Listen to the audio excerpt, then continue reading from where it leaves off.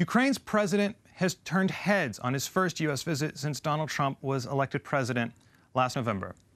Petro Poroshenko has had meetings with seemingly everyone he possibly could, from U.S. Energy Secretary Rick Perry all the way up to U.S. President Donald Trump.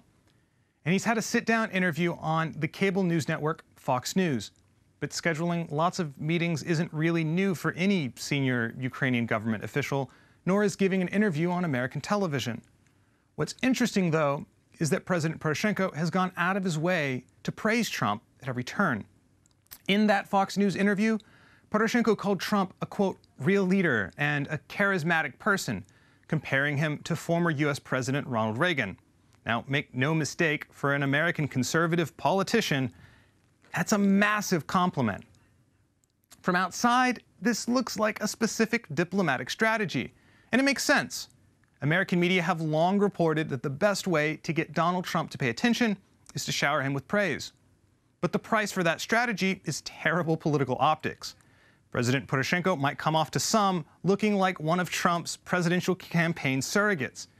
But that's a price that other heads of states, as well as some American politicians, are willing to pay. Just take a look at the first Trump cabinet meeting. Mr. President, thank you for the honor to serve the country. It's a great privilege you've given me.